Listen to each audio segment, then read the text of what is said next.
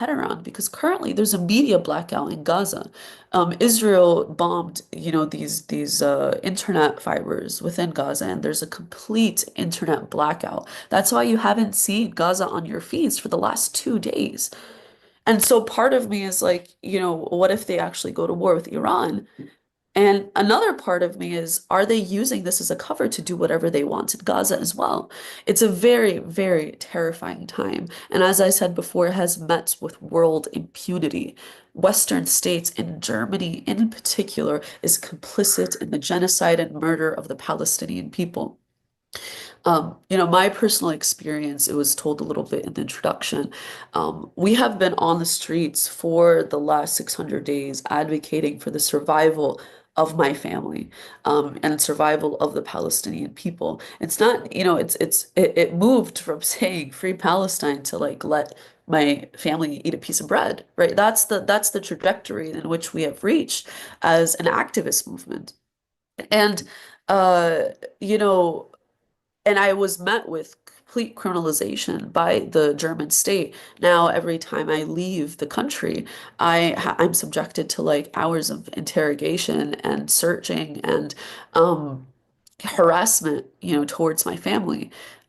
That's just at the airport, but there's also an intense security state apparatus where it conducts the surveillance of Palestinian people. I have a complete dossier by the German federal police because I'm creating a documentary on Germany. And it's absolutely ridiculous because one of the things they say is, oh, it's a threat to sort of public order because I'm interviewing people that they consider as enemies, apparently. That's where we are.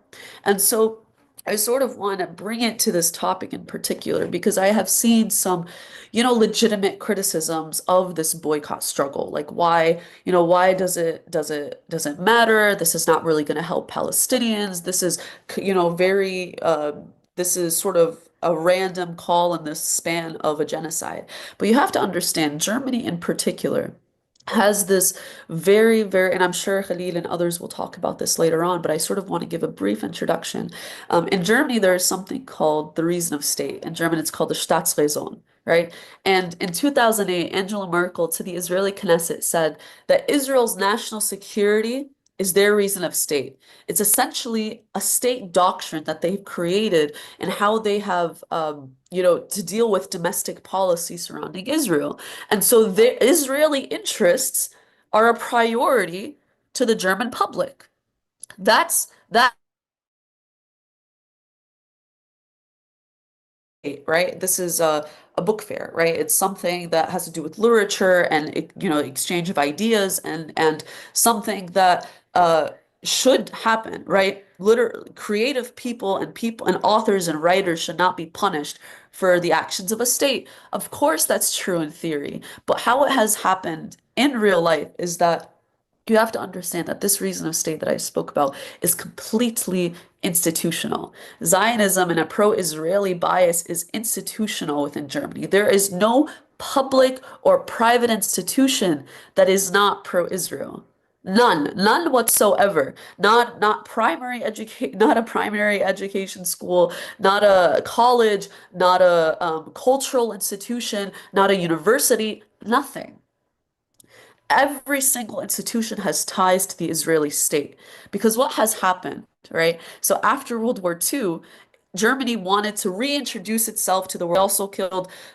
They also killed communists and gay people and other minority groups, right?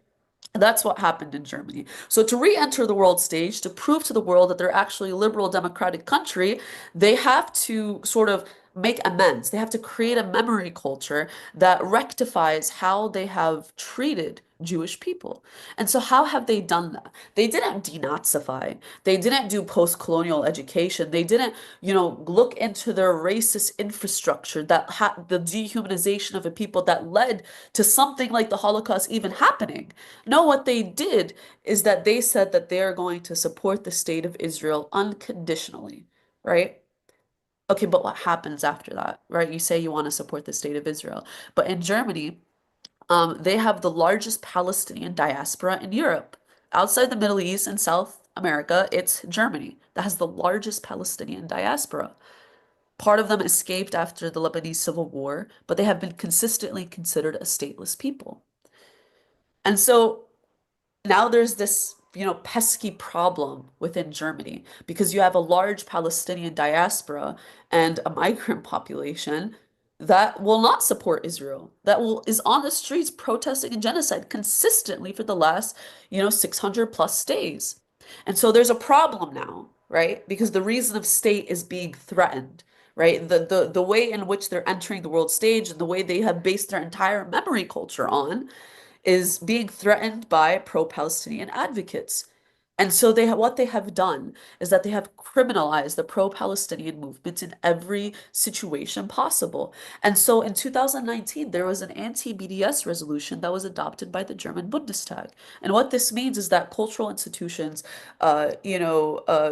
public institutions, anyone that they are forbidden from giving or providing space or funding for, people who support the BDS movement or Palestinian initiatives.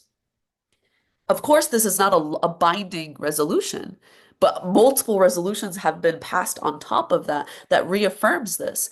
And if you know anything about the legal process in Germany, is that it doesn't have to be legal for it to be a law, basically. None of this is legally binding. The reason of state is not a legally binding document or testament, but it is a doctrine that has been adopted by every single institutional body. So you have to understand that supporting the Frankfurt Book Fair, it's not a cultural exchange of ideas. It is supporting a state-funded hegemonic structure that says you can only spread ideas if it doesn't threaten Germany's political doctrine, Germany's allegiance to the state of Israel, to Zionism, and to the destruction of the Palestinian people.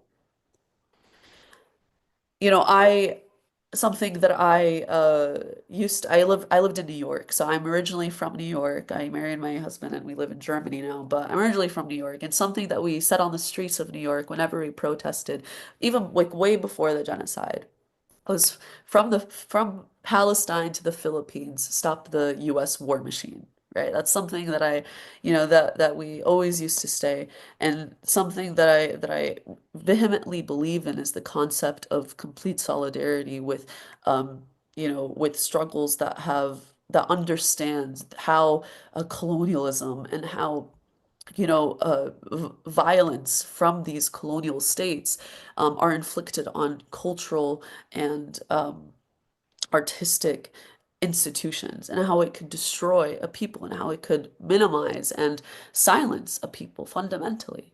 And so sometimes I find myself thinking, oh, it's silly to talk about literature when there's a full-fledged genocide happening on our television. But really, what it is that you are literature and the concept of Palestinian people telling their stories is how we remember and how we refuse to forget and how we are trying to push, this concept that you cannot get away with genocide and history will never forgive you. And the only way to do that is to embrace and protect, Palestinian voices, literature, and the stories that they have to tell, and in solidarity with colonial people all across the colonized people, sorry, all across the world. This is imperative to ensure that our victims and our martyrs will not be forgotten. So thank you so much for inviting me here today. I really, really appreciate it. And yeah, thank you guys.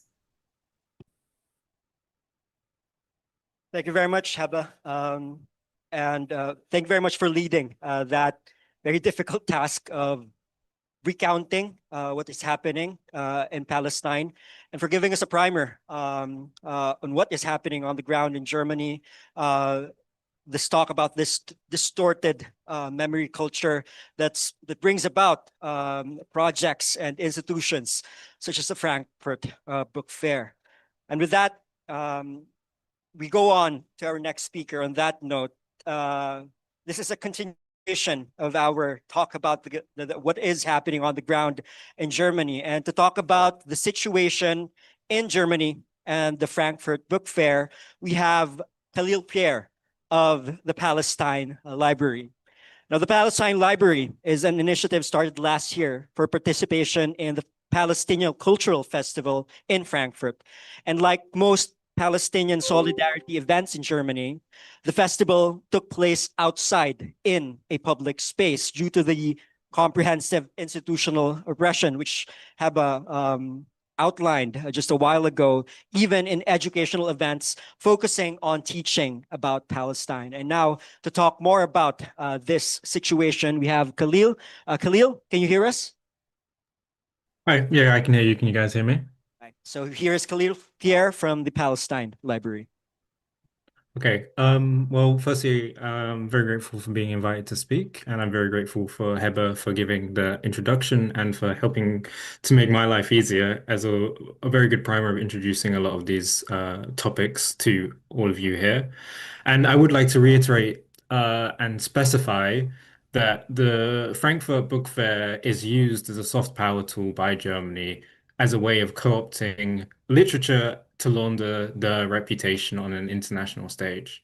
So to begin this, I really want to make it clear that for the writers in the room, that by participating in the Frankfurt Book Fair, your work, your labor is being co-opted and it's being used for imperialist, for genocidal ends. Whether or not, even if we do, like Heber said, agree in theory that it's good for cultural exchange, that it's good for book fairs to exist, we are organizing our own counter book fair to the Frankfurt Book Fair, the Palestine Liberatory Book Fair. We did this last year and we're doing it again this year. Um, but you have to also look at the effect of what participating in the Frankfurt Book Fair means. And what it does mean is it means that the Frankfurt Book Fair, that Germany will use your work, will use your labor as a way of co-opting, of whitewashing its own image on the international stage. And as Heber said, this use of solidarity or support for Israel as a means of whitewashing Germany's international reputation is a project that's existed for quite a while. It starts to develop after World War II quite quickly. You have a chancellor of Germany supplying Israel with arms, with money, while still having very prominent Nazi members within the cabinet, and while still not doing anything to actually denazify Germany. But they found a way of not denazifying, but of whitewashing the image instead. And this was formalized in the Staatsräson, and it is, as Heber said, it's institutional, and it is in every institution. And in this introduction, it was mentioned that the Palestine Cultural Festival had to happen outside last year, but it's not just the Palestinian Cultural Festival. Nearly all events in solidarity of Palestine, all events that are critical of Germany, of critical of Israel, have zero institutional support within.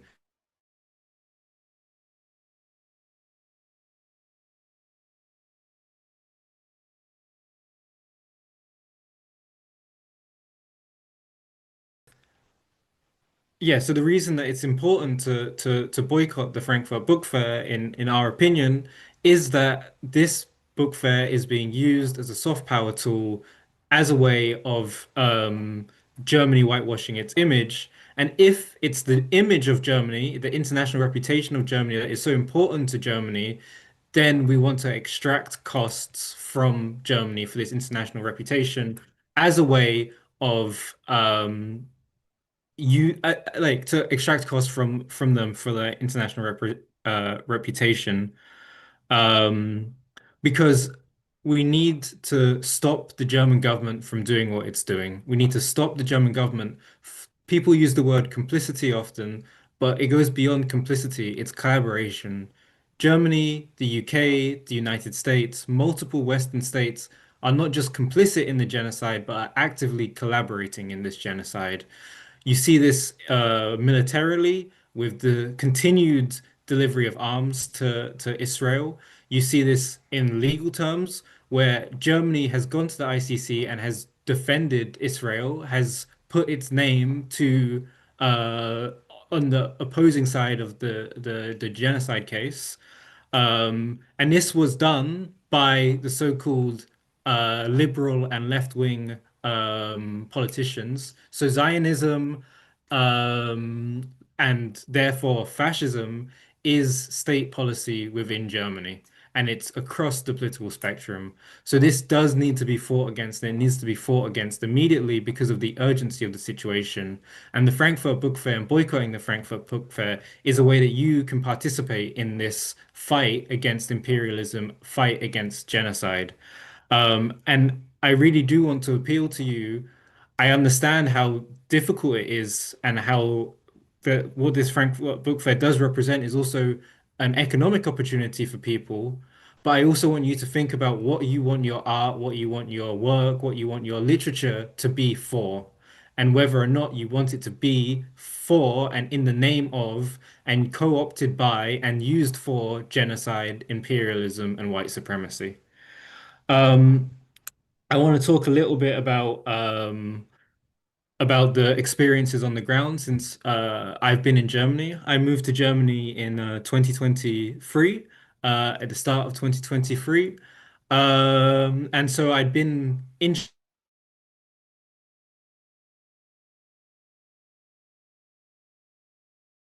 Palestinian cause. I was in solidarity with the Palestinian cause.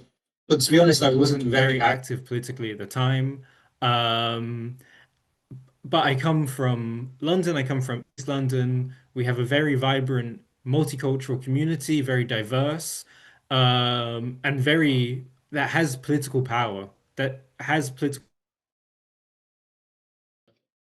like mainstream power. And so the fact that there was such widespread support for Israel in Germany was completely shocking and alienating to me. For me, it was like, this is an apartheid state. This is a settler colonial state.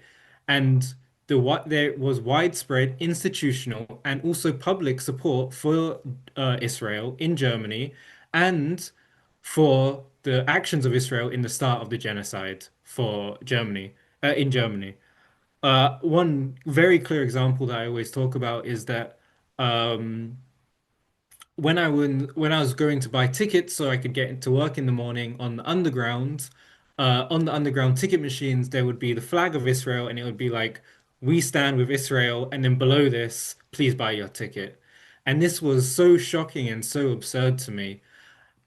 And it goes to show not just the institutional support, but also it goes to show the public support for this as well. Because really, to be honest, if something like this was tried in many different countries, those ticket machines would be smashed immediately. But in Germany, nothing happened to these ticket machines because the hegemonic status of Zionism as a state-backed ideology is so pervasive within Germany. I've had stickers put onto my door at work, which has like the anti-flag, the anti-fascist flag, but with the IDF logo in it.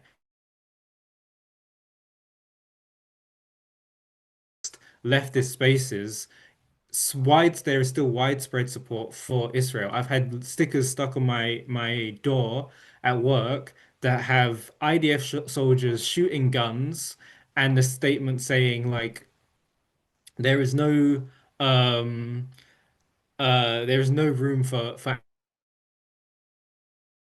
posters and put up posters of me organ of the Palestinian Liberatory Book Fair that I was organizing, and every day that poster was vandalized, and every day disgusting stickers like the ones I've described were put on my door at work.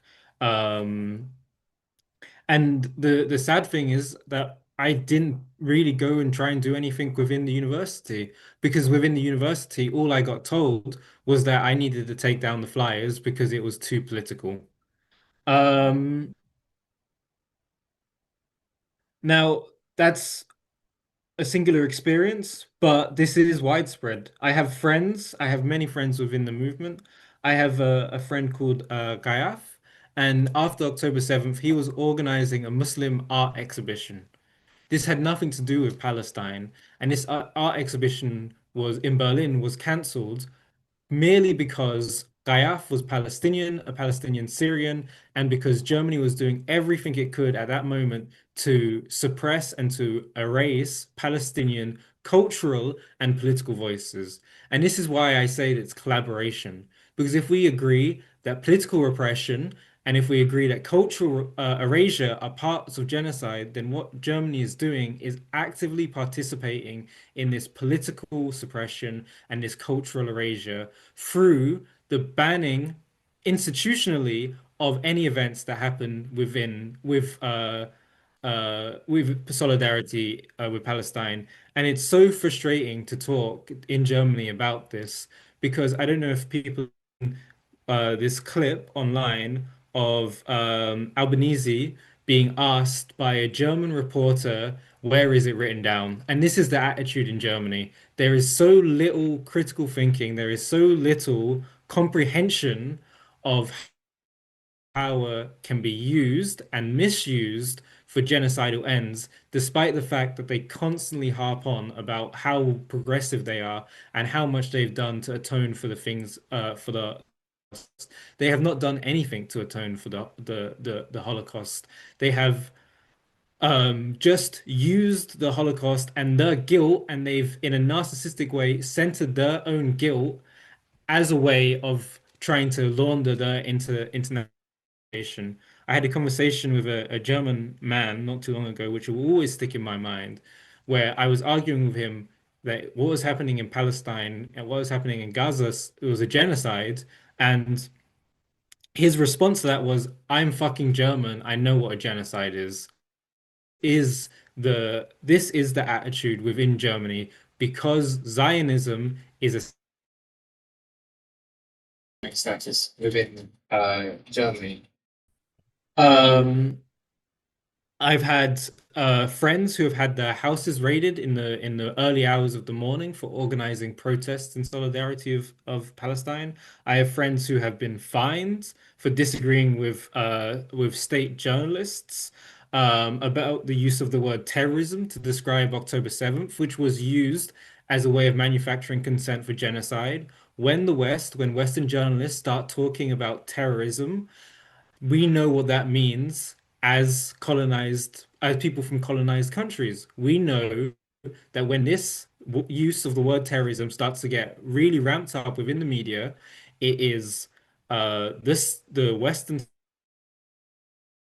them to go in and do whatever they want in places like Gaza, in Iraq, in Afghanistan, to completely destroy life, to destroy culture, and to act like the most violent, thuggish forces that you can possibly imagine, and to manufacture consent within their own publics for this. And I'd like to talk about one of my friends, and again, this is another story that I always tell. One of my friends, she was living in Germany, working in Germany, had a son that was born in Germany. Um, she's originally Palestinian from Jordan, who's living in Jordan with her family, moved to Germany to work as a nurse on a visa, and they accepted her as long as they could extract her labor. But as soon as she started talking about Palestine and talking about and expressing her political views, she became a problem for the German state. So when she visited her family with her newborn child, less than 1 year old, so that her family, that her in-laws could meet the child for the first time, when she tried to re-enter Germany, re-enter the country, she was denied entry to the country. For a while, we thought, and was told that this was because the documents that she had was incorrect for her 1 year old child that was born in Germany. For a while, I thought myself that, okay, maybe there's some bureaucratic things happening here, let me have the benefit of the doubt. But all that benefit of the doubt was completely removed when she was sent a letter that was addressed to her 1 year old son saying that he could not re-enter the country, and the specific law that was cited for why he couldn't re-enter the country says that someone can be denied entry if they're suspected of murder, rape, or terrorism.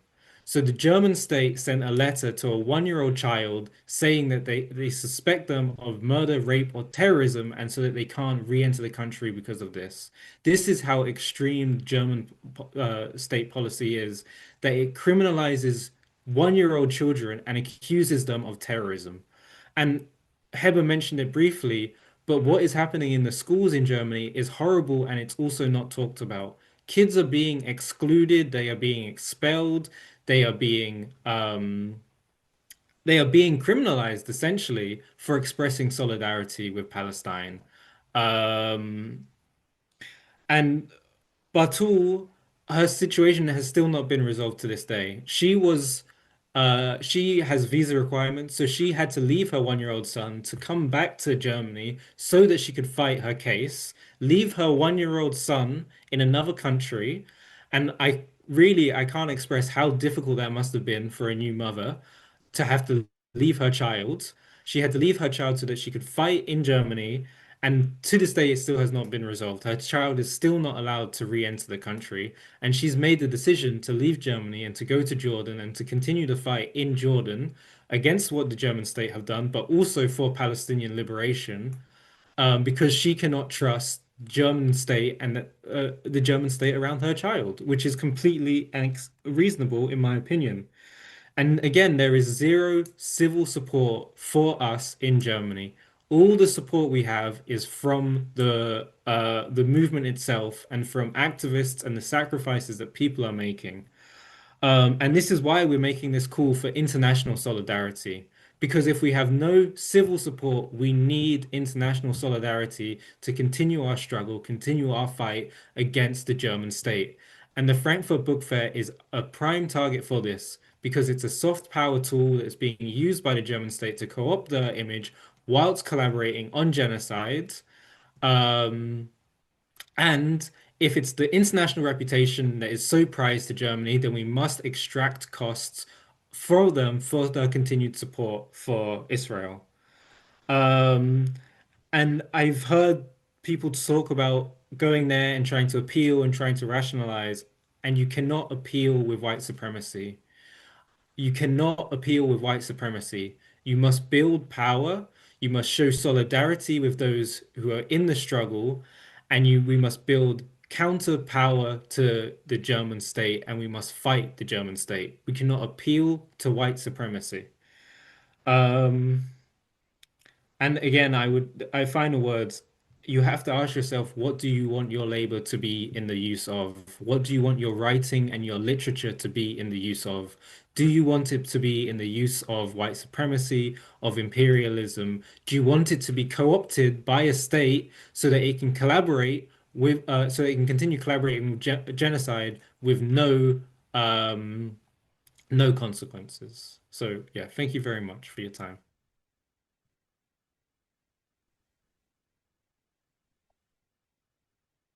Thank you very much, Khalil, for extending that discussion about the situation on the ground in Germany, extending discussion on the reason of state and soft power tools that the German state is using. There was really a clear delineation between the talks about complicity and collaboration. And I just have to say that there is this like very stark contrast between the forms of the expression that are possible in Germany and here in the Philippines. I mean, we have Palestinian flag unfurled here. We have a kafia on our table here, and it just goes to show how much different the situation is in terms of expression of solidarity with Palestine. Maybe I could just add one thing, sorry. And I think expression, I would just like to add about this point about expression. Like it's so extreme in Germany that at protests in Berlin, people cannot use or speak any other language than English and German. This is how far the police are willing to go to criminalize expression of solidarity in Germany with Palestine. Very much for that, Khalil, and clearly highlights the need for, as Khalil said, international solidarity and this sort of counterpower needed that is in no part complicit and, appealing to, like you said, white power. Again, thank you very much, Khalil. I'm going to call on our next speaker in this forum. Róisín Davis is representative of the Haymarket Books. and she sits on the editorial board of Haymarket Books, and she holds an MA in the economic history from the University of Barcelona. And here to talk about the Frankfurt Book Fair from Ireland, we have Róisín Davis. Róisín, Hi, can you hear everybody. us? Yes, can you hear me? Yes, we can. Hi, everybody. Just to say that it's an honor to be talking to you today, and thank you so much, Khalil and Hebh, for the vital points that you make around the context around the German state, around the state repression, around the censorship. Just to talk about, first of all, Publishers for Palestine. So we actually started the group Publishers for Palestine Frankfurt Book Fair in 2023, about 10 days into the start of the Israeli genocide in Palestine.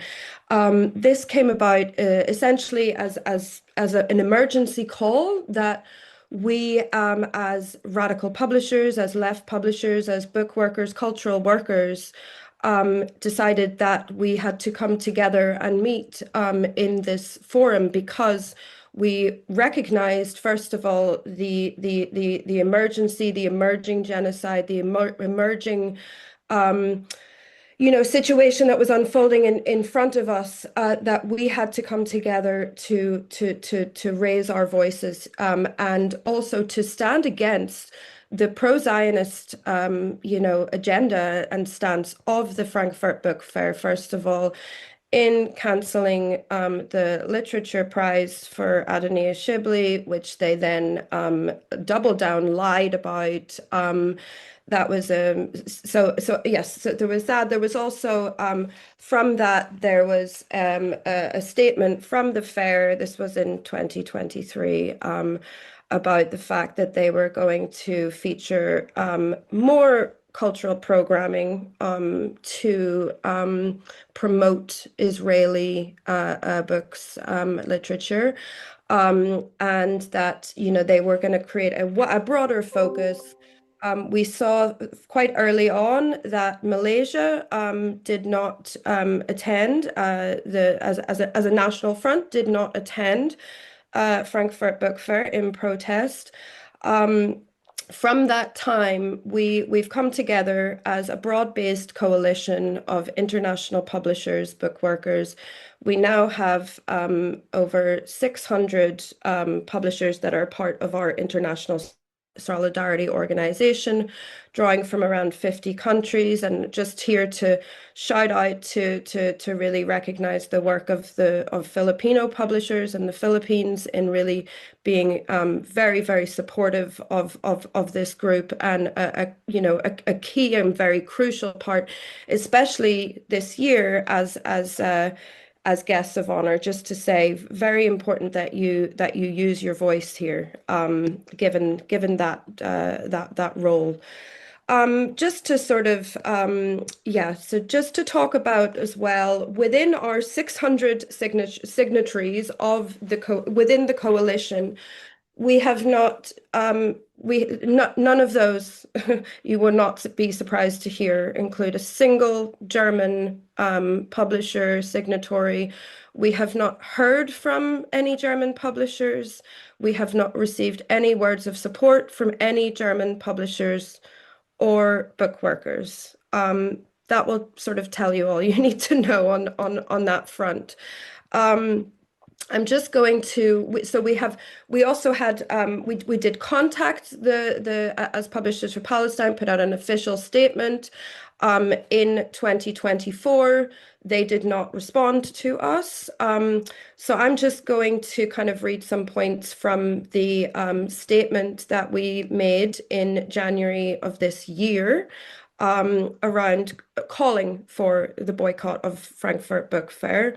Our call comes after, the repeated failures of the Frankfurt Book Fair to address their long-standing ties to German state and corporate partnership in Israel's genocide of Palestinians. Not only have their programming gaps contributed to the erasure of Palestinians and the normalization, disguising, and denial of Israel's regime of occupation apartheid against Palestinians. It has, through public discourse, repeatedly and disgracefully declared its explicit support for Israel. In October 2023, Jürgen Boos, who's the director of Frankfurt Book Fair, stated the fair's stance of complete solidarity on the side of Israel. In 2023, I know that Slovenia was the guest of honor. They invited Slavoj Žižek, the famous Slovenian philosopher, to give a talk. He, in his talk, which frankly was really quite on both sides rhetoric, he did call out the genocide. Then Jürgen Boos did reprimand him in a public statement for doing so. So, Frankfurt has further entrenched anti-Palestinian racism and censorship by cancelling the award ceremony of the Literature Prize that was presented to Adoniya Shibli as part of the 2023 edition for her novel A Minor Detail. And in June of last year, the Frankfurt Book Fair celebrated awarding of the Peace Prize of the German book trade to the American journalist Anne Applebaum, and subsequently hosted the author. So she has publicly praised Israel's illegal bombing of Palestinian media outlets as part of what we are calling a genocide, a cultural erasure, an attack on Palestinian culture. The fair's ethical inconsistencies also include a 2023 pledge to increase Israeli programming, as I mentioned. This is in stark contrast to it with its 2022 ban of Russia for its invasion of Ukraine. So, the broader reason, in political and structural terms, that, we are calling for the boycott is that the Frankfurt Book Fair has, there's a deep collaboration with Israel and the German government around,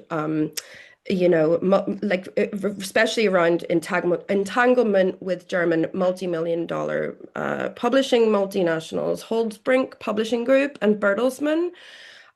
So these are part of the sort of big five corporate dominance publishers when we're talking about the world of publishing. Holzbrink and Bertelsmann are hugely embedded in the global publishing landscape. And just to sort of talk about that,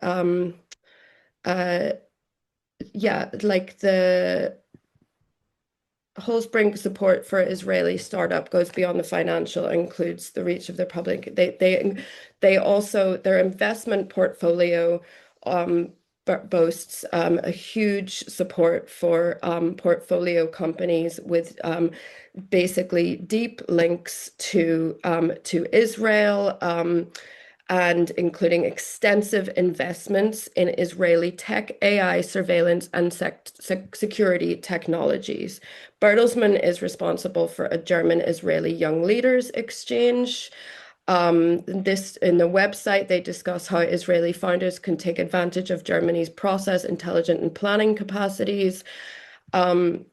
And there's basically a huge complicity and collaboration on the part of Bertelsmann and Holzbrink, which are, deeply embedded within the Frankfurt Book Fair, around supporting essentially like facets of the Israeli military and Israeli sort of intelligence as well. So you're really kind of looking at a complicity that is very, very deeply embedded, as well as that within the Frankfurt Book Messe itself.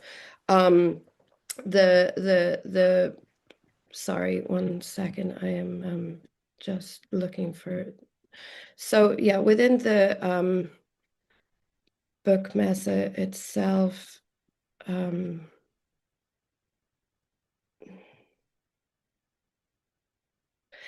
so the Book Messe itself has an Israel subsidiary and convention contracts around the world.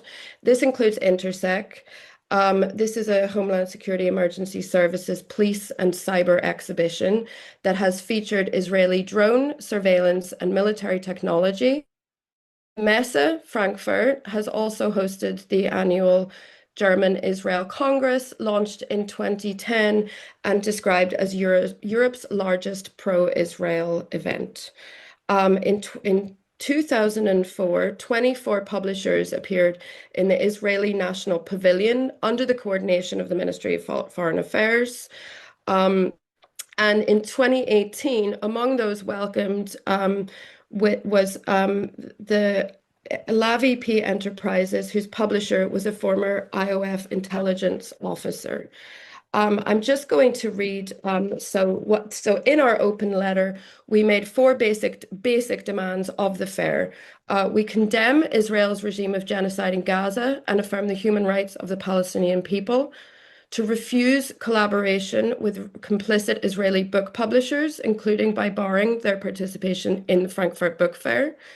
Denounce the attacks on Palestinian writers, journalists, and academics, and acknowledge that such attacks are part of a genocidal project seeking to erase Palestinian life and culture, and to create programming that prominently features Palestinian writers, publishers, and narratives. And until those demands are met, Publishers for Palestine calls for a full boycott of the Frankfurt Book Fair and Frankfurt Book Messe, and we urge the global publishing community to join us. It's, again, just to reiterate, it's very important that, you know, as book workers, as Khalil says, as book workers, as cultural workers, that we raise our voice, that the Philippines as guest of honor, you know, taking an active role in this by boycotting, by raising your voice. Also to say as well, you know, the great work of the Palestine Liberatory Counter Fair, which I had the privilege of attending last year,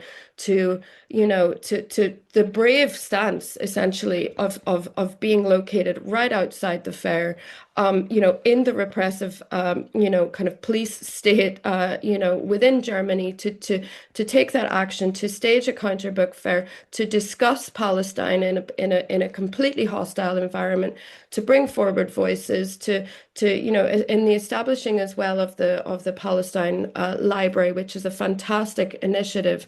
I mean, this is you know, this is such important work. Please do follow, support, and you know, do everything you can really to sort of highlight the great work that's being done by Khalil and his team there, because it really is essential.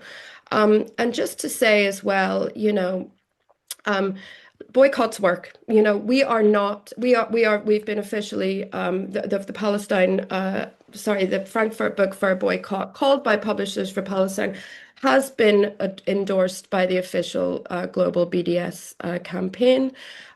We are not under the illusion that, you know, most of the publishers taking place are going to boycott Frankfurt Book Fair. That is not why, you know, why we called for the boycott. We called for the boycott because it's necessary. We called for the boycott because we refuse complicity in German culture, well, cultural, for many reasons, as Khalil mentions, and Hebh as well, that, you know, refusing complicity in a pro-Zionist institutional framework that centers Israeli voices, that denies Palestinian voices, that erases and represses Palestinian voices at a time of genocide. You know, we know that none of the big five publishers are going to take up the boycott. Of course, they're not going to. They're deeply embedded within all of this.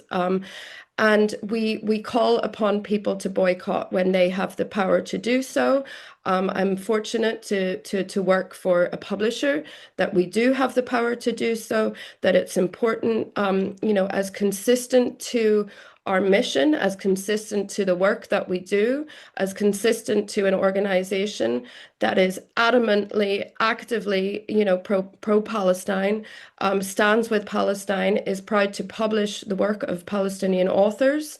You know, it's been fundamental that we respect that, and that we heed this boycott, and that we're actively calling for this boycott. We urge other left and radical publishers to do the same. We urge any other global publishers to do the same. It's very important to refuse this complicity. Coming from a place, I'm in Belfast in the north of Ireland, coming from a place that, we understand that boycotts work. The term boycott originated in Ireland around refusing complicity around colonialism. We are still colonized here in the occupied 6 counties. We understand cultural erasure. And I also briefly just want to talk about the fact that despite being the 32 counties here, despite being globally recognized for our solidarity with Palestine, which runs very deeply and is very active on the ground, I also want to call out that, all of our states, wherever we live, are deeply complicit. Despite being widely viewed as the most pro-Palestine country, at least in Europe, Ireland is, per person, the single largest economic supporter of Israel on the planet. In 2024 alone, Ireland imported $3.2 billion in goods and services from Israel. That's over $600 for every resident. So, despite the work that we can do as ordinary people to raise our voice, we have got to recognize the work of these powers that be, of these structures. We have got to fight back. We have got to, while we can and where we can and how we can, especially when we have a voice within cultural institutions, we have to call out the silence, the complicity, the censorship, and we have no other choice. And I think that, the Frankfurt Book Fair is, as the world's largest book fair, as a cultural forum, which, promotes ideas, exchange of ideas, publishing of words and literature. We've got to look at how the vast effect of silencing and censorship and, deep complicity in genocide, that this, huge cultural and political and economic institution has, and we've got to push back against it. And thank you for your work in the Philippines for doing so.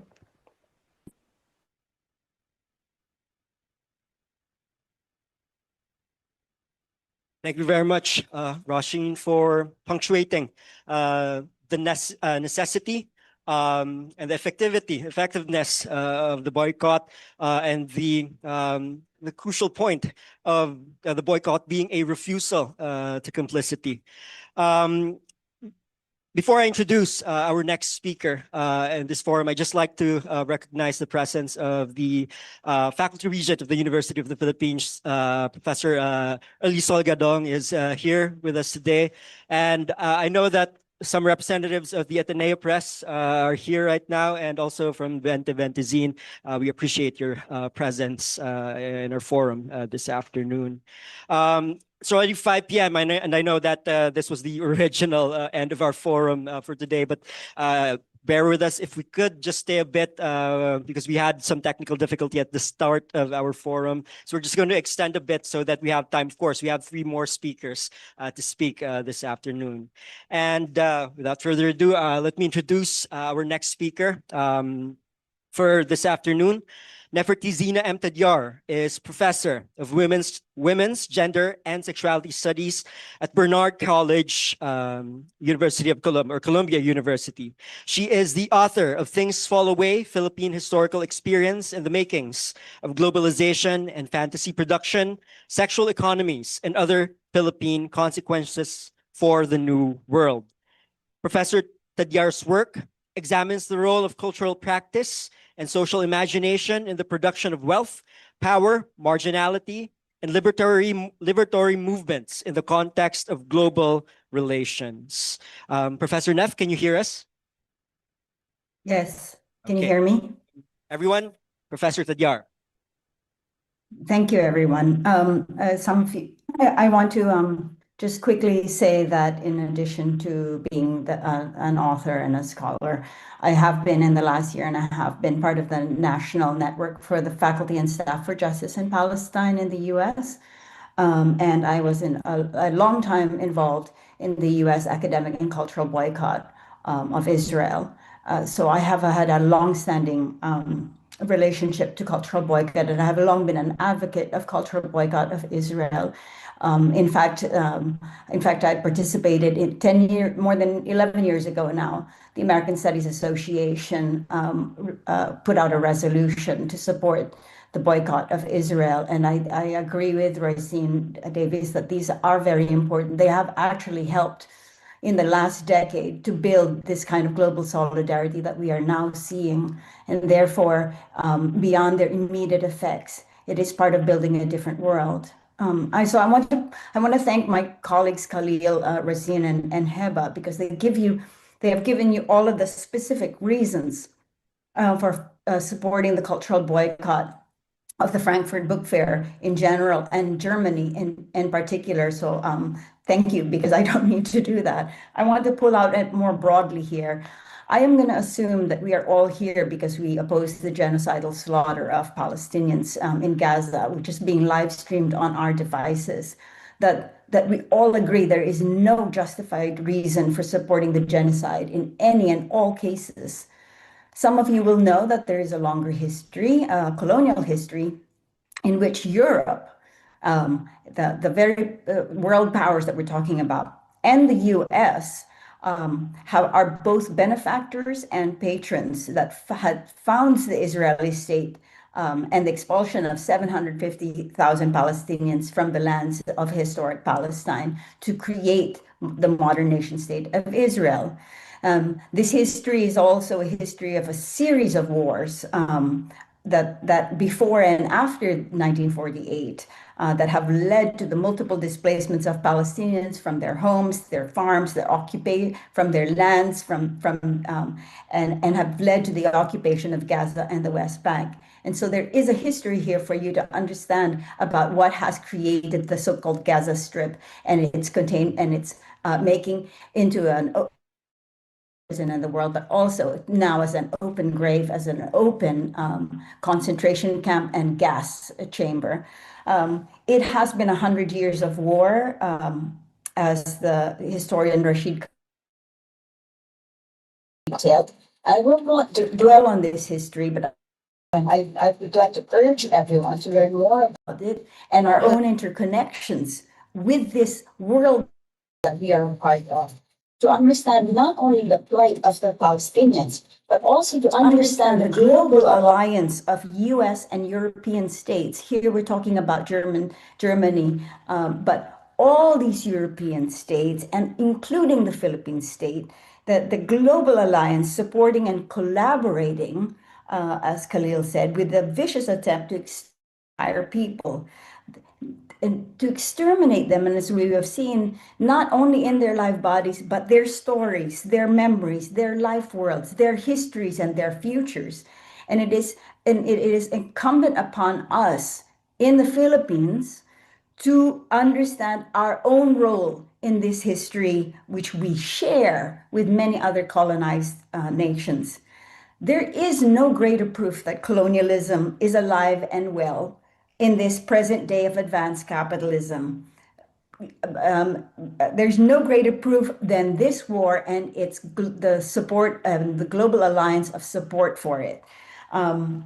But it is that there's no greater proof that colonialism is not only alive, but it's so central to the order of power and wealth that dominates our world and demands the active decimation of so many lives for it to continue. And this is the meaning of Stop the War, from the Philippines, from Palestine to the Philippines, Stop the US War Machine. It's about the systematic decimation of lives with the same weapons industries and the same security architecture, but also the same colonial order. So I want to emphasize again, this is a global order, which increasingly, as we are witnessing in the US, and I'm currently in Sweden, that raised not a single hand to defend Greta Thunberg when she was abducted by Israel. I live in New York and I am from the US. I've seen the complete destruction of higher education, which I will be shortly returning to, with the abduction and disappearance of our students, the firing of our faculty, and the complete repression, perhaps not in the same scale as Germany, but very, very close, and in some ways leading with the imposition of authoritarianism.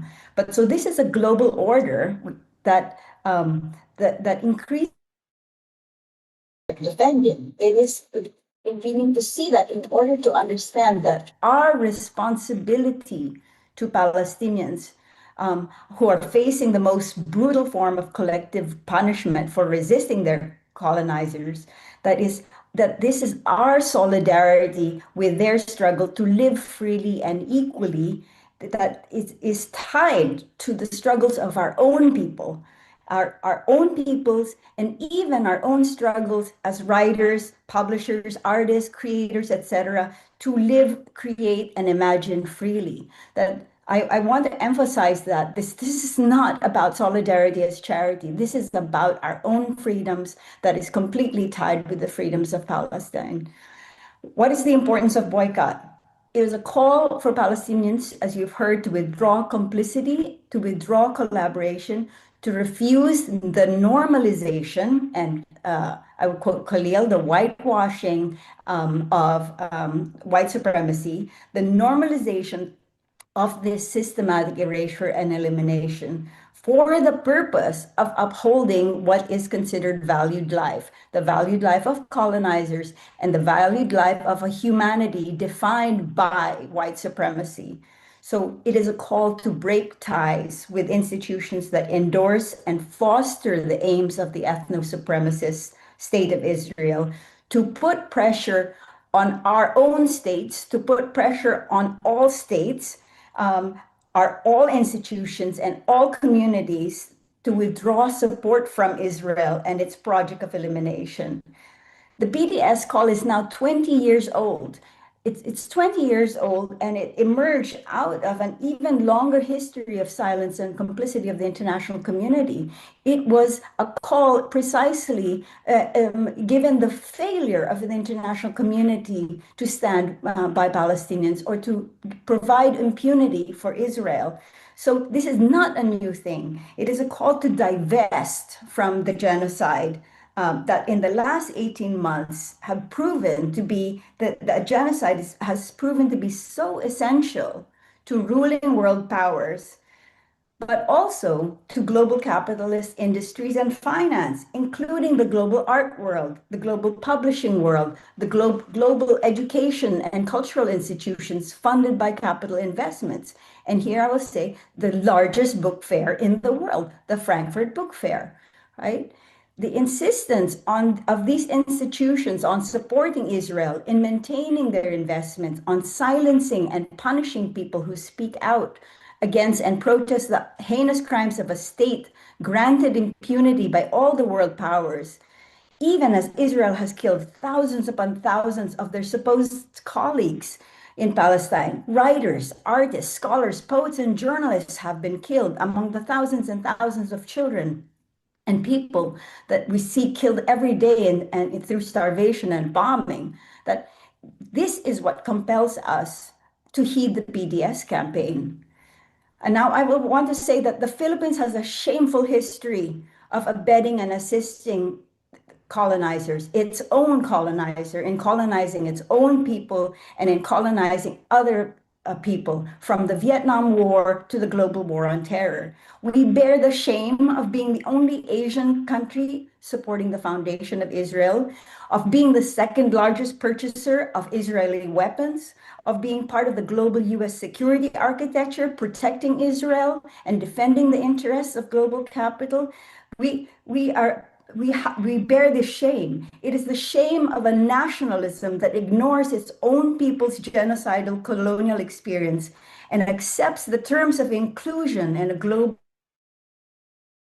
power in order to share in its profit gains, to be recognized by the terms of its humanity, the terms of its value. Does that not describe the profile of Israel? And for us, I think it is the question, will it be the continuing profile of the Philippines, this kind of nationalism at the expense of, so many lives? The Philippines also has another history that it can be proud of. It is a history of struggle, of anti-imperialism, of standing up not only for our own people, but for the people, for people with whom we share a history of anti-colonial struggle. So our nation of writers, artists, publishers, scholars must choose which nation they will stand for, these two models of nationhood. Which nation they will stand for, Israel or Palestine, which freedoms they will uphold, freedom to kill, silence, and benefit from the disposability of others, or the freedom to live and love and flourish in a community with many others, a growing global community that will provide the ethical compass and social support for other ways of living. Our responsibility as writers, publishers, bookmakers, and simply people of conscience is to heed the Palestinian-led boycott call, to refuse this normalization that all global institutions are helping. But it is also, and I'm glad that there are examples here of alternative book fairs, it is also to build alternative networks and venues, alternative cultural spheres, those we are in solidarity with. I have much more to say about, about the question of how complicated this issue is. It is not complicated once you see the outlines of what we have been reckoning with for the last year and a half. And therefore, I think it is incumbent for us to understand that our humanity is bound up with the wretched and dispossessed of the earth. And that is the responsibility of writers and artists and bookmakers to proceed from that ethical principle rather than seeking out the same terms of value that have determined this global support for genocide. Thank you. Thank you very much, Professor Tadiar, for that reminder of the shared colonial past, the shared or continuing colonial past of both the Philippines and Palestine, highlighting that the link between Palestine and the Philippines is not superficial. There is a responsibility between oppressed peoples, oppressed nations, to stand in solidarity with each other. And now we're going to proceed with our last two speakers for this afternoon, and we're fortunate to have both of them in person here today. I'd like to call on Ms. Faye Cura of Gantala Press and Sir Adam David of Better Living to Xeroxography to stand here or to sit here up front to join us with Professor Guillermo.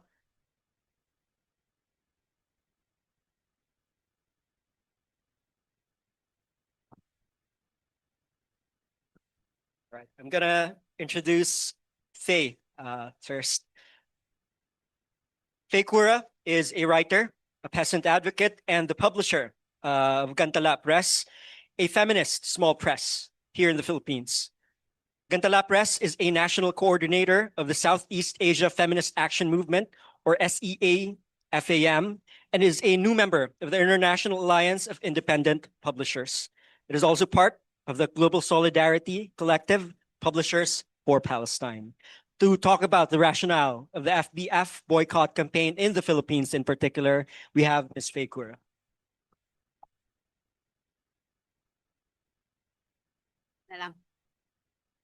Magandang hapon sa lahat. Good morning to our friends in Europe joining us today. Thank you to the Likhaan Institute for inviting me to speak. I prepared a short paper which I shall be reading. So, the Palestinian revolutionary Ghassan Kanafani wrote that imperialism had laid its body over the world, and that the Palestinian cause is a cause for every revolutionary, wherever he is, a cause of the exploited and oppressed masses. Kanafani declared, and we chant this today, In our thousands, in our millions, we're all Palestinians. The Palestinian cause is rightfully at the forefront of the current global anti-imperialist and anti-colonial movement, covering the struggle for human rights, environmental justice, and national sovereignty. Filipinos stand in solidarity with Palestine and send love and support to the Madlin and to the tens of thousands of activists marching courageously to Gaza to deliver much-needed aid and resources. Filipino participants in this year's Frankfurt Book Fair recognize and denounce the horror of the ongoing genocide in Gaza, but are still largely unconvinced to join the call to boycott the fair for its demonstrated complicity in Israel's actions. Some have gone as far as belittling the boycott and dismissing it as merely a symbolic gesture, counterproductive, or even distracting from the real enemy. Essentially, organizers and delegates argue that we should just maximize this historic guest of honor opportunity to quote-unquote tell our stories of resistance instead of boycotting the fair, which one seasoned writer described as mute and inconsequential, like a tree falling in the forest. But to boycott the fair, and especially as its guest of honor, is to tell our stories of resistance more powerfully, truthfully, and effectively. As declared by the Palestinian-led Boycott, Divestment, Sanctions, or BDS movement, Palestinians believe that solidarity entails respecting the boycott call, which is an authoritative call of the oppressed. The Philippines has long been known as an ally of Israel, and I'll be repeating what Professor Tadiar has already mentioned. No? President Manuel Quezon opened the country to Jewish refugees escaping the Holocaust in the 1930s. In 1947, the Philippines was the only Asian country to support UN Resolution 181, advocating for the partition of Palestine and the establishment of the State of Israel. And we're proud to flex that. No? Through the decades, the Philippines and Israel have forged partnerships on agriculture, technology, and innovation, security, tourism, and culture. Some recent collaborations cover the areas of agrotechnology, water management, and poultry and cacao production. Israeli firm Ratio Petroleum was awarded a service contract to explore 416,000 hectares across the East Palawan Basin for potential oil and gas resources. In April 2025, the National Privacy Commission signed a Memorandum of Understanding with the Israeli Privacy Protection Authority regarding personal data protection and cross-border enforcement. According to a Swedish report dated March 2025, the Philippines is the third largest defense buyer from Israel after the United States and India. In 2018, President Rodrigo Duterte ordered the military to buy arms only from Israel and acknowledged Israel's assistance in the government's attack on the Islamic city of Marawi in 2017, supposedly waged against extremists. The Marawi siege caused the displacement of thousands of Muslim families and their years-long detention in evacuation camps. Israel was also accused of supplying Duterte's government with the weapons used in the so-called war on drugs, which has killed tens of thousands of poor Filipinos, as well as in the government's counterinsurgency campaign against activists. Israeli air defense missile Recently, the military exercises between the United States and the Philippines featured Israeli air defense missile systems. The Philippines had also purchased light tanks from Elbit, boats from Israel shipyards, and Hermes-type drones. The Philippines is tightly clutched by the claws of imperialism, our natural resources open to exploitation and plunder. Likewise, imperialists drag us into their profit-driven wars. Indirectly, with its purchases and partnerships, the Philippine government has been funding Israel and the United States' global military expansion at the expense of the Filipino people's taxes, security, their very life, and the environment. With its prominent presence at the Frankfurt Book Fair, it follows that the Philippines also expresses support for how cultural institutions are utilized by Israel and its allies in the deliberate, persistent, and violent erasure of Palestinian identity and history. According to the Jewish scholar Maya Wind, Genocide is structural to the Israeli state and is sustained by its most liberal institutions, including its universities. Wind studied how Israeli universities were established as state-building institutions. They produced knowledge for the state, such as military intelligence system, state propaganda, or legal scholarship to assist Israel in avoiding accountability for its war crimes. Faculty and students helped manufacture weapons, including biological weaponry, to poison drinking water. Israel has destroyed every Palestinian university in Gaza and continues to bomb schools that serve as shelters. Palestinian libraries, archives, and museums were completely torn down by shelling. And Palestine's most important resource, the people, including teachers, students, writers, librarians, archivists, and the children who are the future culture bearers, are displaced, missing, and killed by the tens of thousands. Palestinian intellectuals have called this scholasticide. And this demolition has been going on for as long as the Zionist project is being carried out. According to the librarians and archivists with Palestine, in 1948, during the Nakba, 30,000 books and manuscripts were looted from Palestinian homes. In 1982, Israel looted and confiscated the library and archives of the Palestine Liberation Organization. Libraries and archives were damaged during the Second Intifada and have been repeatedly targeted in Gaza. The intentional destruction of cultural heritage is a war crime, but Israel continues to ignore international outcry and interventions against its settler colonialist project. As explained by the BDS movement, cultural institutions are part and parcel of the ideological and institutional scaffolding of Israel's regime of occupation, settler colonialism, and apartheid against the Palestinian people. The Frankfurt Book Fair has stated its unequivocal support of Israel and commitment to centering Israeli voices, framing the Palestinian liberatory struggle as a terrorist attack on Israel and on humanity itself. In its Israeli-propped infrastructure and in its programming, the Frankfurt Book Fair justifies and normalizes the genocide in Gaza and the erasure of Palestine. University presses participate at the fair despite Palestinian scholasticide. Children's book publishers participate at the fair despite hundreds of Palestinian children being murdered each day. The Philippines as guest of honor shall tell its stories despite Palestinians being robbed of the privilege to tell their own. Historically, writers, scholars, and intellectuals have shouldered the moral responsibility to fight injustice. Writers, publishers, artists, scholars, and bookmakers at this time are asked to choose a side. After October 7, 2023, publishers like the Arab Publishers Association, the Emirates Publishers Association, and the Sharjah Book Fair withdrew from Frankfurt. Indonesia and Malaysia launched national boycotts of the fair.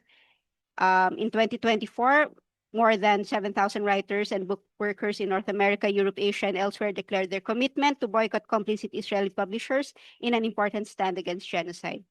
Publishers and writers have chosen the right side. There is still time for Filipino cultural workers to do so. Won't Filipino solidarity with the Palestinians be stronger and clearer if the Philippines withdraws as guest of honor and boycotts the fair, rather than have it stumble and splutter trying to spin and contrive justifications for participating? The success of the BDS movement in helping end apartheid in South Africa belies claims that Israel's actions cannot be helped, that the boycott cannot stand against Israel's powerful weapons. Attending the fair even to protest in Palestine's behalf is unnecessarily treading dangerous waters, as Germany is known for its repression of pro-Palestine actions, and it has long been established whose side the fair is on, and as our previous speakers have already discussed, no? Delegates also cannot pretend that the fair is an opportunity for the Philippines to tell our stories, since the government's US and Israel-backed counterinsurgency program continues to silence and suppress the majority of the Philippine population, its farmers and workers, from speaking out. We are all Palestinians, goes the chant. The erasure of indigenous peoples, farmers, refugees by colonizers and imperialists in war and occupation is a story that is familiar to us Filipinos because we have experienced it and continue to experience it in various forms. Filipinos are Palestinians in that we have also long been resisting imperialism. Kanafani declared, "Whenever you strike imperialism, you damage it and you serve the world revolution." Boycotters are expected to boycott the Frankfurt Book Fair as long as the latter remains complicit with Israel. So it doesn't end this year, no? When victory is inevitably achieved, it will be sweeter to those who stood with Palestine, who refused to accept the imperialist twisted narrative. So allow me to end with a lengthy quote by Mohammed El-Kurd, which I feel encapsulates the debate on whether or not to boycott the Frankfurt Book Fair. So sabi niya, how many of us stutter when asked about resistance or disavow our right to resist entirely, our need to resist? How many of us choose our careers over our kin? How many of us could have done something, anything, but did not?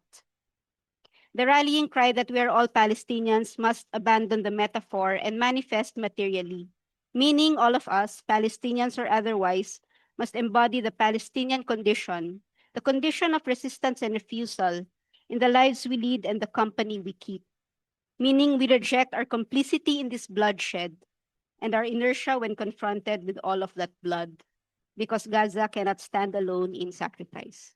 Salamat po.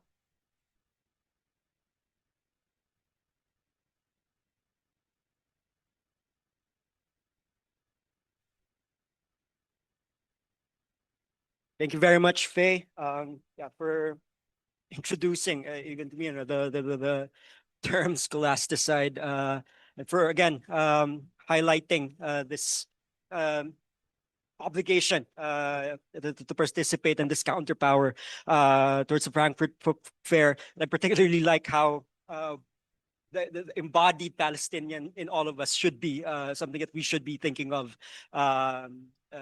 in the context of this event. We now move on to our last speaker for this afternoon. Adam David has been making books and zines since 1999. He teaches comic books to high school kids in the Philippine High School of the Arts. And he is one of the founders of Better Living Through Xeroxography. Our last speaker for today, Adam David. Gandang umaga sa Europe. Magandang hapon sa lahat ng tao na nakikinig sa Pilipinas. So yan, I've only prepared a few notes to talk about something I've been thinking about since at least middle of last year. That somehow found a way into how I'm processing helping organize the boycott, the Frankfurt boycott here in the Philippines. So just to begin, Philippines, our country, the Philippines is known for migrant work globally. Every Filipino literally knows someone who is a migrant worker in the family or as friends. And it's just how we've been since at least the late 1970s. So our number one export to the world is labor, our workers. So that means nurses, teachers, doctors, engineers, construction workers. We ship a lot of them to other countries who need them, and they bring back money that's typically a lot more valuable than our than our money here in the Philippines.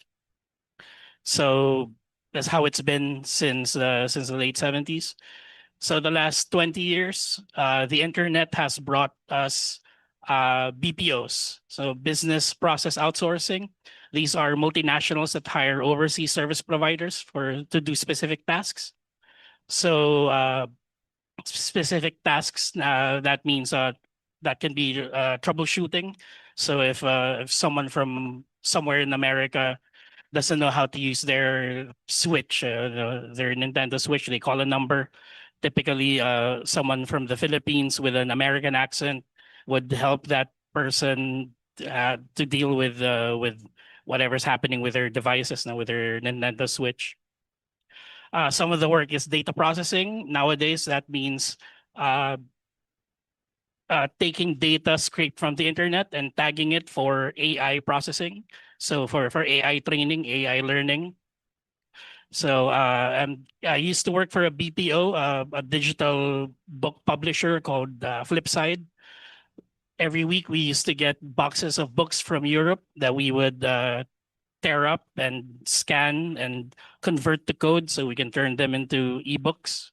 So that used to be part of my job. I used to manage the workflow specifically for well, some international projects, but specific to my job description there, I handled the conversion of local books, Filipino books to Filipino print books to Filipino ebooks. So BPO has allowed the Filipinos to be migrant workers without having to migrate to another country. So they're still migrant workers. So a lot of them have work hours that have office hours that are in reverse to the normal work hours in the Philippines. So a lot of them would work during night. They would do the midnight shift. So another thing we have in the Philippines is the Creative Industries Act. This was a bill that Amy Marcos and the British Council bankrolled the research for. And its purpose is to turn cultural work into BPO work. So cultural work in this context means animators, script writers, musicians. The plan is to build economic zones and global cities like BGC, global cities around the Philippines, so they can house creative cultural workers that multinationals can hire to make their movies, to edit their podcasts, to do a lot of the what is now known as content creation. So Frankfurt Book Fair, guest of honor is the more dignified version of this BPO work, cultural work that the Creative Industries Act is pushing in the Philippines. So we may have a lot of literary luminaries attending the Frankfurt Book Fair as guests of honor. But in reality, what we're doing there is selling the Philippines as a country of content providers.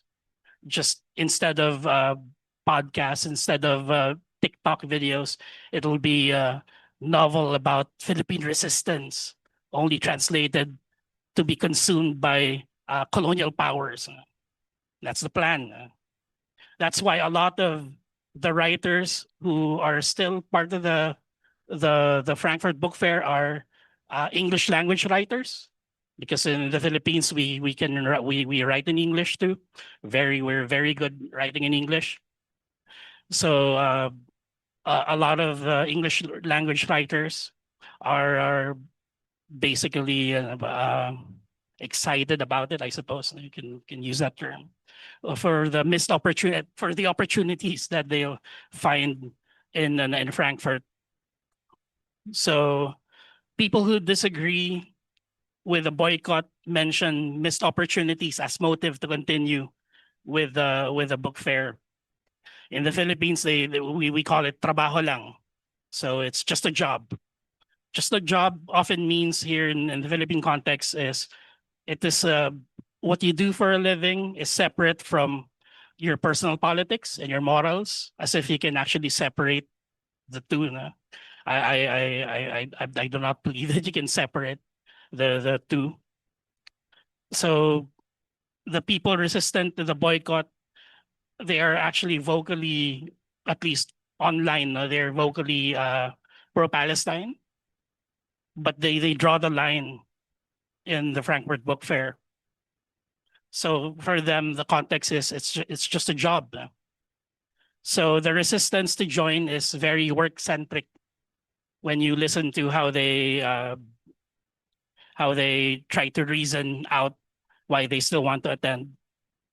So in our particular context, as guest of honor, this is something I've been thinking about the last few months, and I still don't have a clear answer for this. So maybe people who have more experience with organizing boycotts can help out, help clear this up. So in our particular context, as guest of honor, is it more accurate to describe our efforts in organizing boycott here as actually organizing a strike, because the context of what we're doing in the Frankfurt Book Fair is work-centric. It is about labor, as Khalil mentioned.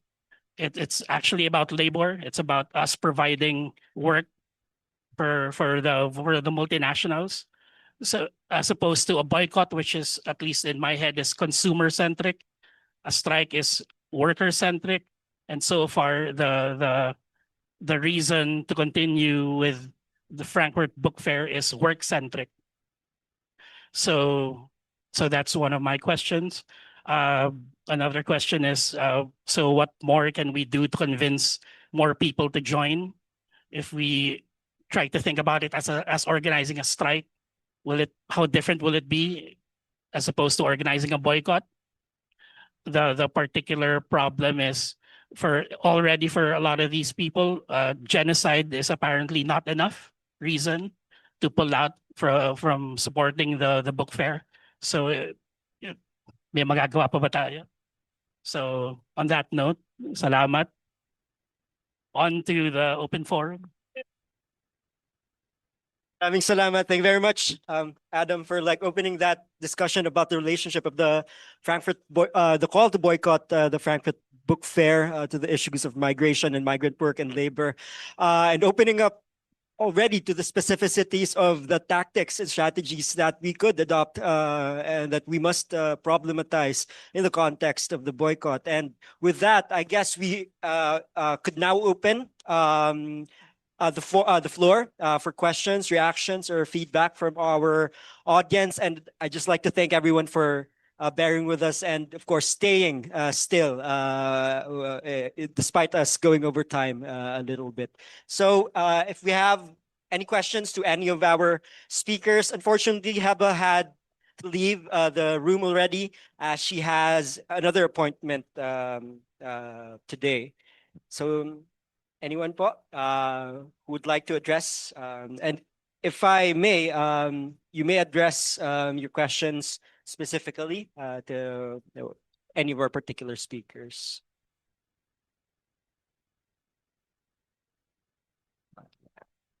Ruminating. Oh yeah, from the back. And then Anna. Hello, I'm Donna Miranda from UMA. I'm also a choreographer and a producer that's have had a lot of my works presented in Germany, actually. So I just want to, parang susugan ko lang yung point mo, Adam, about do we call for a strike? It's interesting, actually, because last year there was a call for a cultural strike in Germany. It was a call for international artists, particularly who've often had their works presented in Germany. And the call was specifically directed to international artists. Jella and I we were in Germany last year, and we spent a lot of time thinking about this strike. In the end, we did not join the strike. Only because, but we did not belittle the strike. Only because we felt that the call for strike, the international artists who would usually present themselves in Germany come from the global south, because we don't really have a market in our own countries. And this is the soft power of Germany. And we felt that at that time, in terms of how we analyze the situation, was that strike, was it right to call on the international artists who were always depending on the global north for our income? Was it right to call that strike from us, or should it be for more prominent artists who were being presented in the global north, who had much more stable careers? I don't know the answer to your question, and it's interesting how we can do we call for a strike now? But it's interesting how nilatag mo sa simula na actually we are BPO workers, even artists like myself, who is commissioned by a house, who is produced by a theater house in Germany. I actually export my labor. And in the same way that Filipino farmers cannot eat the rice that they plant, the Filipino people who have invested on my education cannot partake of the cultural product I produce because it has always been produced in the global north. So it's really interesting, and I wish there were more conversations on how we relate and produce and actually peddle our cultural products, especially for performing artists, because we don't have products, and we depend on producers and houses and yeah. Thank you very much, Donna. Would any of our speakers like to respond to that or those sentiments? Maybe I could try. Yeah, Khalil. So I think there's a couple things in there. Um, I think strikes have to be organized. And I think that I have heard the call for the cultural boycott and the cultural strike of in Germany. And when I saw it and when I heard it, for me, it was like I need to organize, you know? And so this is part of the process that it's not going to happen just because it's called for. It takes work and it takes time and it takes organizing, and that's what we're doing to do this. And I did want to mention something I forgot is that we are currently organizing something called the Kafir Network, which is a coalition of all the different activist groups within Germany who are in solidarity with Palestine. Okay, it's not all of them, but this is the in Germany, from my point of view, this is the representation of the Palestinian solidarity movement. This is the people who are going out into the streets every day. So we are organizing the Kafir Network to sign a statement also calling for the boycott of the Frankfurt Book Fair. And we're also going to organize the Kafir Network to stand out for different groups from the Kafir Network to stand outside the Frankfurt Book Fair and to create a picket line around the Frankfurt Book Fair. So we are working towards these things. We are working towards these strikes. And I think it's also incumbent on others to be in solidarity with these actions and to also build your own actions and it's true that the too many countries are dependent on their former colonial powers, and this is the time to start building other means of sustenance, other means of alternatives to these Western institutions. So it's horrible that you as artists, as workers, have to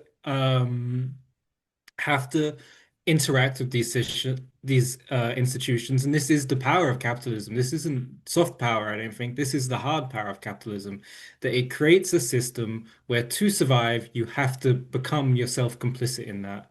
And you should internalize that, and you should be fucking pissed off about that, and you should take that energy and that anger, and you should try and build alternatives, and you should try and build alternatives within your communities and where you live.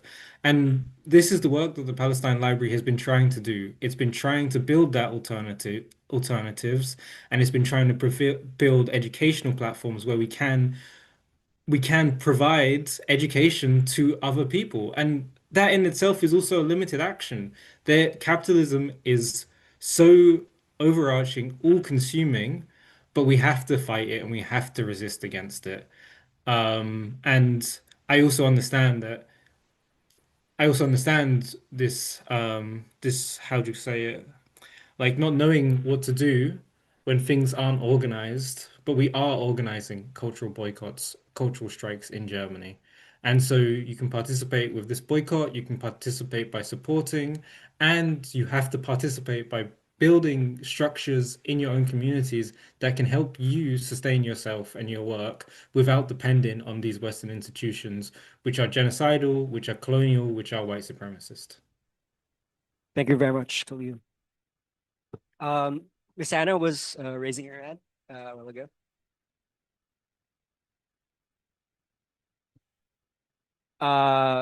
Okay.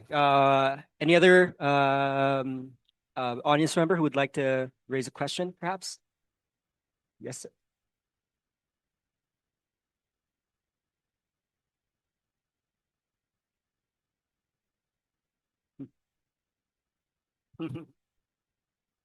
Yeah, Tilde. Yeah.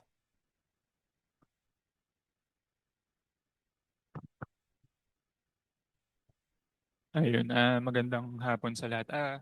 Ako si Tilde ng Filipino Department. I'd like to respond dun sa proposal or nilalarong idea ni Adam about strike. Kasi yun nga, parang interesting na idea, pero yung strike kasi kapag may strike, may tawag dun sa mga nagko-cross ng picket line, scabs or esquirol, 'di ba, sa Filipino. So esquirol, no? So parang kasi mataas na kasi yung call ng strike kasi as in titigil yung production. Kaso ang difference siguro, wala pa rin akong sagot, parang ina-explore ko lang yung idea. The difference of strike versus boycott, may klarong at stake, titigil yung production. Kapag nag-strike yung writers, mangyayari pa rin naman yung gera. Parang mangyayari pa rin siya. Hindi lang ganong karangal, hindi lang siya decorated by art and literature. Something to that effect. In contrast sa strike, there's a clear call. Ibigay mo yung wage na hinihingi namin, kundi hindi kami babalik sa trabaho. Parang may ganun lang ako nakikitang sort of difference. Pero yun nga, interesting na paglaruan. Pero pag strike kasi, you would draw a clear line. Kapag tumawid ka sa linyang to, scab ka, may tawag sa'yo. Parang ganun. Ngayon, yun nga, parang nagbubuo pa lang ng solidarity to convince people. Baka maybe soon, hopefully, kapag consolidated na yung call, baka pwedeng i-consider yung strike. Parang yun lang naman. Ilang ideas. Salamat. Very much, Tilde, for raising that really good point about strikes and strike breakers and scabs. Would anyone from our panelists like to respond to that? I think Professor Tadiar would like to respond to that. Yeah, I think it's an interesting way of thinking about the boycott. We ourselves have called it about, withholding, labor, withholding collaboration. You could think of it as withholding the content. That is, in effect, a form of strike. But, what Tilde was saying about this, the punitive calling of scabs, in the many years of organizing the academic and cultural boycott, we never resorted to that because it's not, it is, you cannot, I'm not going to talk about labor organizing, but I feel in this case, it's about calling people to heed the Palestinians, to heed their call, right? And it's very targeted. There is no I mean, it is clear that we are all complicit in capitalism. We all make our money from capitalism. That and that workers, we all survive in it. I am in a Columbia University. I am being paid. My livelihood depends on Columbia University, and we had tried to organize a faculty strike, and it didn't happen because we didn't have the numbers, right? But there is still a struggle to withhold, withhold collaboration, and there's still a call to demand for a boycott. Now, this is a very specific call for the Frankfurt Book Fair, and I understand it is not asking everybody to withhold their labor from capitalism, to withhold their labor from selling in the global north, or to give up their entire livelihood. It is a very specific and targeted campaign, and this is the way that all of these campaigns work. When we did the campaign at the American Studies Association to boycott, that was through persuasion. That was just through persuasion, not through punishment, because that's just those are the methods of our states. Those are the methods of policing and carceral societies, right? But what we want is it is precisely, as Khalil was saying, is to build It's to build a different world. It's to build, those networks, to build the possibilities that we could support each other. And that is a very long project.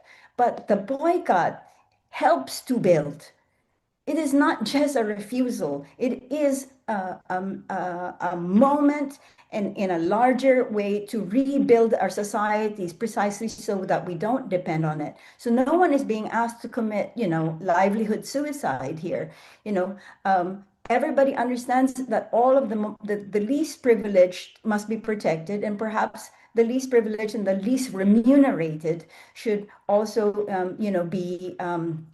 be protected, and their needs must be sought after. But that doesn't mean to derail the whole project. That doesn't mean to therefore not heed a cultural boycott. I feel very strongly about this because we see now that it's such incredibly direct relations between the normalization of all of our cultural and educational industries with this genocide. And it goes beyond this genocide clearly because, it is a support of, we need to divest from this fascist, this global fascism that is arising precisely to normalize.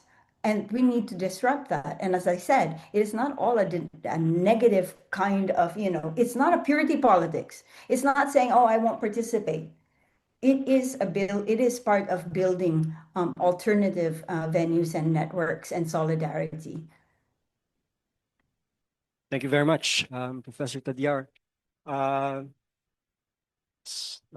Really important points about being raised about the boycott not just being an event of like negation, but something that actually rebuilds, something that generates an act of generation. Would anyone from the audience maybe would like to say a few things? Maybe one more. I think. Professor Lunas Sicatleta would like to say something. Hello, good afternoon, and I feel very grateful to be in this crowd and to have listened to all the speakers because it has helped me distill a choice that I already made when I declined to participate in the Frankfurt Book Fair as part of the Philippine delegation. It was a very painful decision for me, specifically because even when I speak English right now, it's such an effort in the traffic. And when somebody, Annette Hug, translated my work, it was such a milestone for me to be translated into German. And I'd like to echo her view about our participation in the Frankfurt Book Fair. She said that there's a specific casualty among her rank, those who believe in the Filipino talent and those who, small publishers from based in Switzerland, based in Germany, scholars like her, artists like her, who believe in what we can do. But when I heard Faye Kura, this is the line that she said, abandon the metaphor and manifest materially. And I think that encapsulated my choice. And the labor that I did with the Book of Poems is something special for me. And it's also a personal and political choice. And if I may, my stand on this issue is also echoed by the other delegates from the Philippine delegation who had to go there because they were tied up with some contracts and some agreements previously made, and they couldn't just abandon them because of the context that I already told you about. So that's just what I wanted to share. And I'm glad I'm here. I'm glad I listened to all the views. There was, when the first speaker said that 50 of her relatives have already passed. It is singular and also plural at the same time. And it is also relevant to us, not at this just specific juncture, because prior to this, many of our indigenous peoples were already being erased. So this is just an echo, and that's it. Thank you. And thank you very much, Ma'am Luna, for your presence here today too. I know that a lot of us have questions still, and we have like questions pouring in from Facebook. But maybe we could just collect the questions, and yeah, because we still have. Okay, okay. I'm gonna cut the forum short there. I deeply apologize for that. But I'd like to call on, to close our program for today, to read a statement of solidarity from groups on the call for the Philippines to boycott.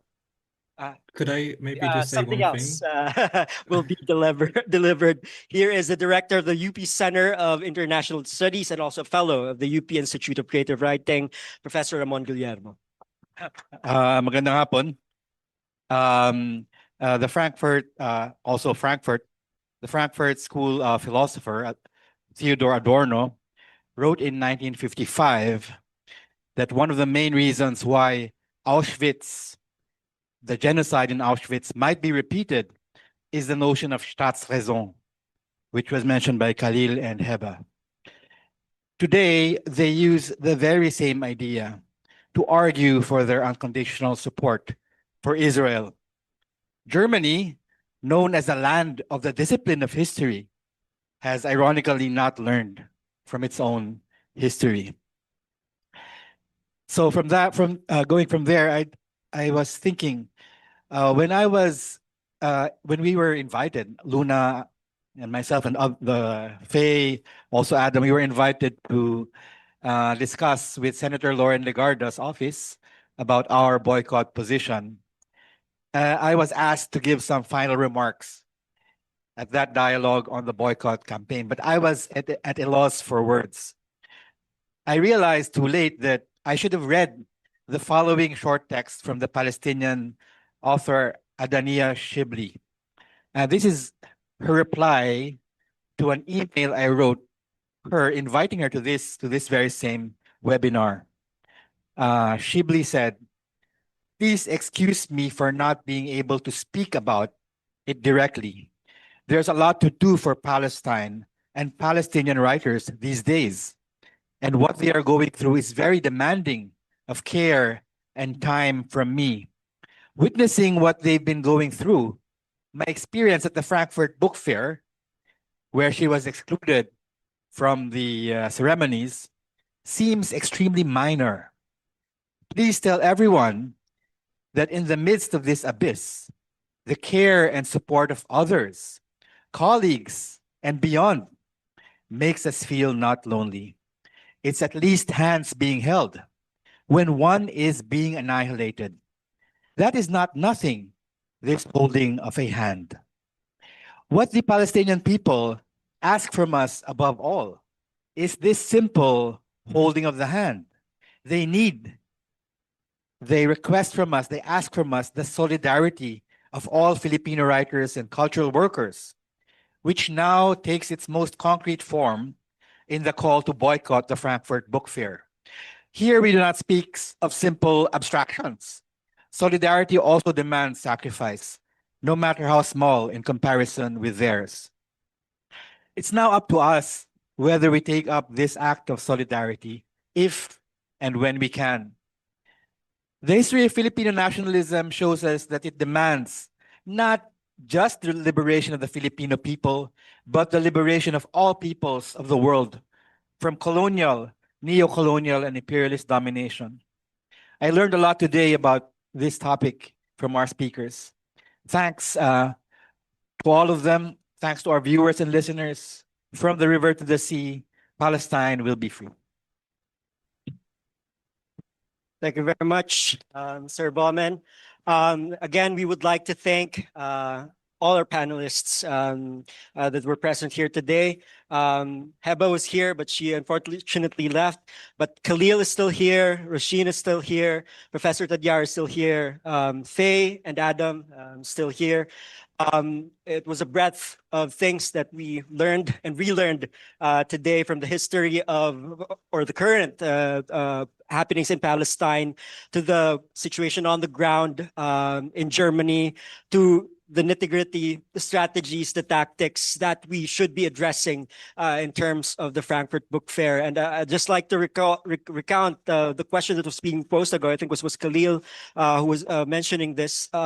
What do we hope for our work to do when we send it or when we attend Frankfurt? What do we aim to find when we go there? And that's a burning question that we must be asking ourselves. And to quote from a children's story of the Palestinian poet and revolutionary Ghassan Kanafani, "You cannot find the sun in a closed room." Maraming salamat po sa pag-attend ng forum natin ngayon. Buhay po kayong lahat. Tuloy po ang solidaridad natin sa estado ng Palestina. Mabuhay po kayo.